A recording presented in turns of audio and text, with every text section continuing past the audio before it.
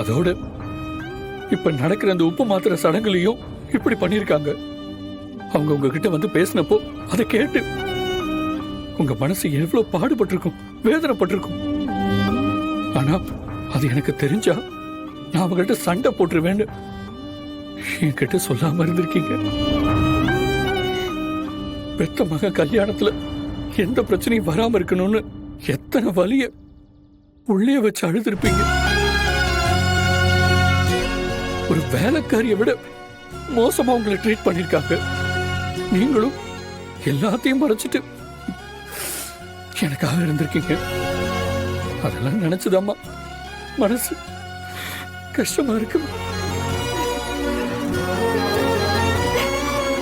அப்பா இல்லாம சின்ன வயசுல இருந்து என்னை தனியா வளர்க்க எவ்வளவு கஷ்டப்பட்டிருப்பீங்க.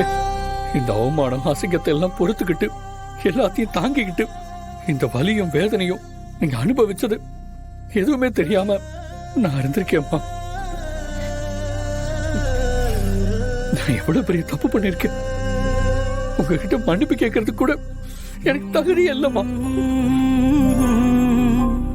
ரொம்ப குற்ற உணர்ச்சியா இருக்கு. உங்களை தனியாவே தவிக்க விட்டு பாவி மாட்டா பாவி. திரு, என்னப்பா இது? ஏன் இப்படி எல்லாம் பேசுற? இத பாரு, என்ன பாரு திரு. எனக்கு நீ சந்தோஷமா இருக்கணும். அதுக்காக உன் அம்மா எதையும் தாங்கிக்குவேன். அதோட நீ இப்படி உன்னை கஷ்டப்படுத்தி குற்ற உணர்ச்சியோட அழறதுக்கு நீ எந்த தப்பும் பண்ணலப்பா. இத பாரு, நீ இதையெல்லாம் பெருசா எடுத்துக்காத. குடும்பம்னா 4 பேரு 4 விதமா தான் இருப்பாங்க, யோசிப்பாங்க. குடும்பம்ல சரி தப்புன்னு பார்த்தா குடும்பமே கெட்டு போயிடும். அவங்கள அப்படி அப்படியே ஏத்துக்கிட்டு நாம தான் வாழ பழகணும். அதுதான் எல்லாருக்கும் நல்லது. எல்லாருமே சராசரி மனுஷங்க தான். இங்க சரி தப்புன்னு எதுவுமே கிடையாது. இத பாரு, நீ முதல்ல சடங்கு நடக்கிற இடத்துக்கு போ.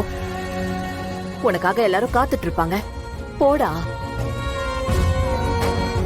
உன்னை காணும்னு அவங்க எல்லாரும் பதறி போயிடுவாங்கப்பா. அது மட்டும் இல்ல, உப்பு கூட மாத்திர சடங்க பாதிலேயே நிறுத்தக்கூடாது. அது பெரிய தப்பாயிடும். சொன்னா கேளு திரு, போ. என்னம்மா பேசிட்டு இருக்கீங்க?